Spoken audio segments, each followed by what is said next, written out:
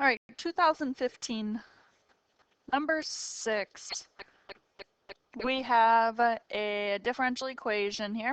Consider the curve given by this equation. It can be shown that dy dx is equal to this over here. Write an equation for line tangent. So we know, hopefully, to write down point and slope.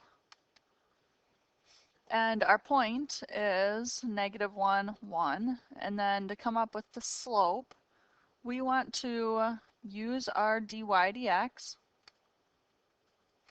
at the point -1, 1. So I'm going to write down x is -1, y equals 1. Obviously, you can write down -1, 1. I just usually write the x and the y above it anyway. So here, the y is in the numerator, which would be 1.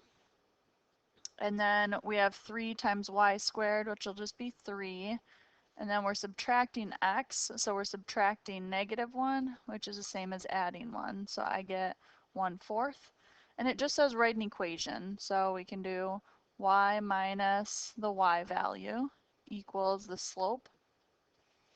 And then x minus the x value, which is x minus -1, so x plus 1. So that's all that we need for part A. We're going to jump over and check our answer here. So we've got y minus 1. They add the 1 to the back here, equals 1/4 times x plus 1. So that looks good. The slope gets us a point, and the equation gets us a point. So if you get the slope correct, but you messed up the equation for some reason, you'd still get 1 of your 2 points there. Okay, then looking at part B.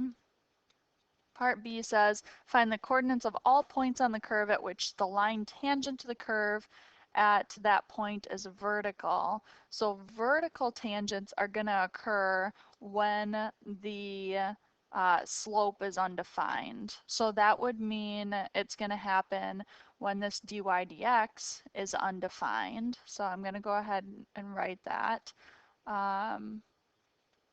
Vertical tangent lines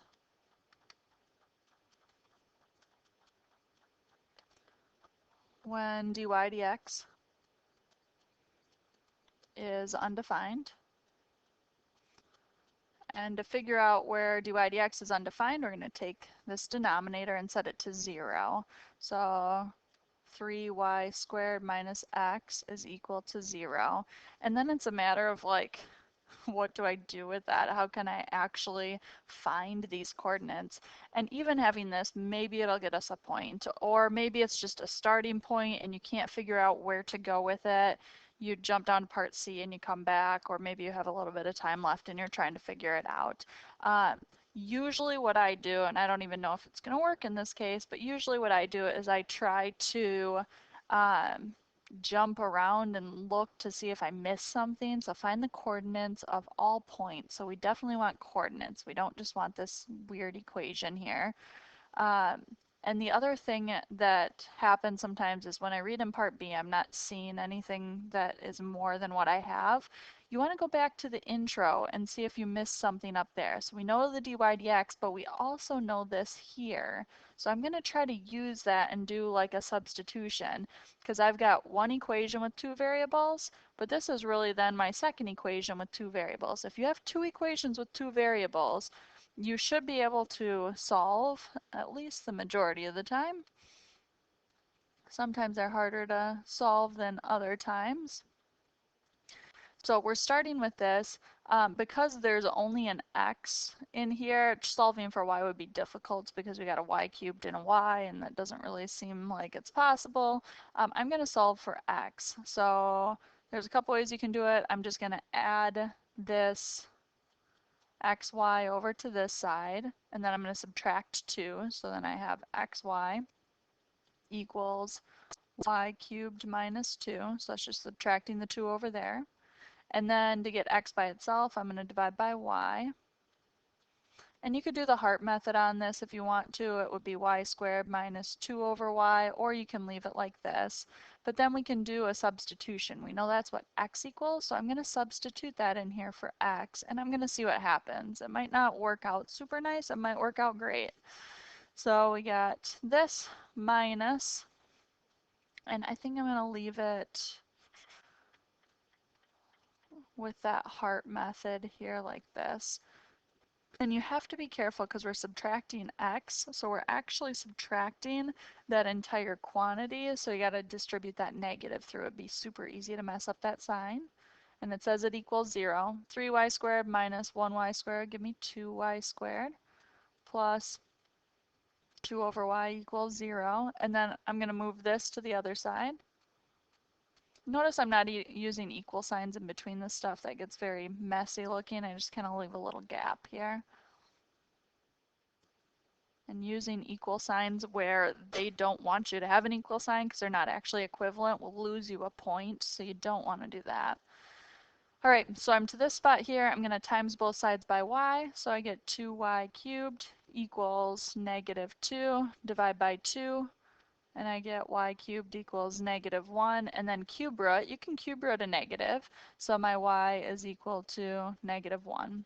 And it's not just asking for the y's, it's asking for the coordinates, but good for us here, we know that x is equal to this. So if my y is equal to negative 1, then my x is equal to negative 1 squared minus 2 over negative 1. So this would be 1 plus 2, which just gives me 3. So the coordinates would be x comma y. And hopefully that's everything. Sometimes it's like, there's something weird that happened there. Something that sometimes you have to check for. Actually, that was for a different thought there. So, well, actually, the other thing you do have to check for is if it has a vertical tangent, that's going to occur when the denominator is 0 for the slope. So we got that part. But if the numerator and the denominator are 0, then sometimes you'll have a weird issue. Sometimes they'll try to trick you on that in like a multiple choice. I do not think they're going to try to trick you this year on a free response question when there's so few questions. So I wouldn't worry too much about it. But if we did get like our y value being 0 here and we got 0 in the numerator, there might be something weird going on. Okay, but we're not getting any of that. So let's check if this answer is right. 3, negative 1. So 3, negative 1 looks right. So the coordinates, we got that point for sure. Sets the 3y squared minus x equal to 0. We did that. Equation in one variable. So that was here they kind of did the same thing that we did. I mean, same idea. They just plugged it in the other one, but you get the exact same thing. So just getting it down to one variable so you can solve, because maybe some people might get to, let's say, this spot here and then go, I can't figure out how to solve that, or I run out of time. You still would get your point for having it down to one variable where it's actually solvable. Okay? So then part C is saying to evaluate the second derivative at the point on the curve where x is negative 1 and y is 1.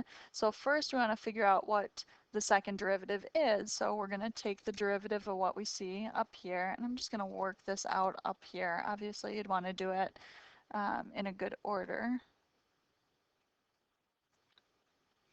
Okay, so d squared y over dx squared is the second derivative. And we would have to use our quotient rule, so low, d high, and you think, okay, the derivative of y is 1. It's actually 1 dy dx. And then minus high, d low, this would be 6y dy dx. Don't forget the dy dx when you take the derivative of the y, and then minus 1 over the bottom squared.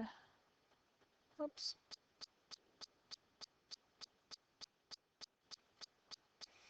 Okay, and it just says to evaluate that at the point on the curve where our x is negative 1 and our y is 1. So there's a couple ways you can go about doing this. Typically they're asking you to like find the second derivative, and when they're specifically telling you to find it, you want to make sure that you put this back in wherever you see a dy dx, even if it's a huge mess. Okay, it can be a huge mess. That's okay. It's still correct. So you would have this parenthesis times this parenthesis minus y, and then in here you'd have 6y times this parenthesis minus 1. I'm going to opt a little bit different just so I don't run out of room here. I'm going to find dy dx at the point negative 1, 1, which we already did that here, didn't we? We found dy dx at that point. We know it's a fourth. And I'm going to replace these dy dx's with a fourth.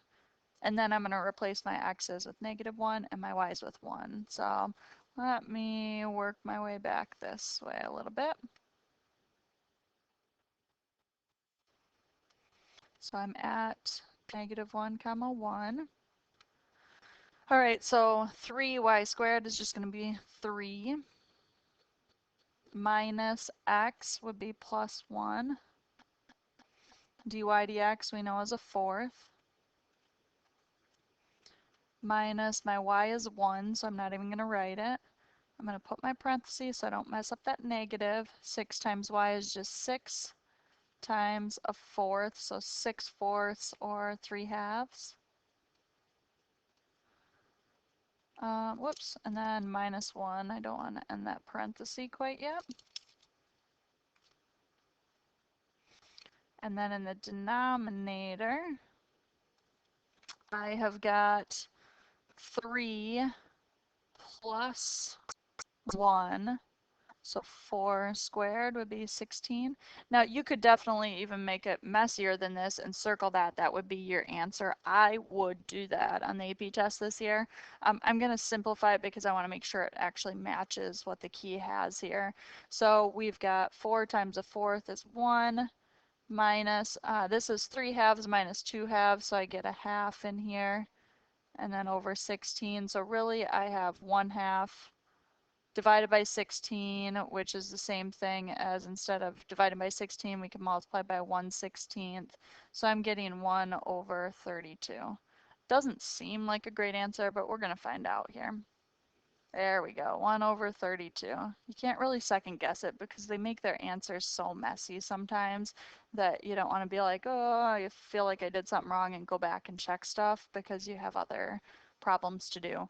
So here, our points, we're going to get 2 points for the implicit differentiation. So remembering to put the dy dx in those spots. If you forget that, you're out. Okay, you got nothing there. Then your second one is substituting for dy dx. So I substituted in 1/4 like they did here. You could also substitute the equation and put them in these spots, but then you're going to have to evaluate it at the negative 1, 1. And then our answer obviously is our last point there.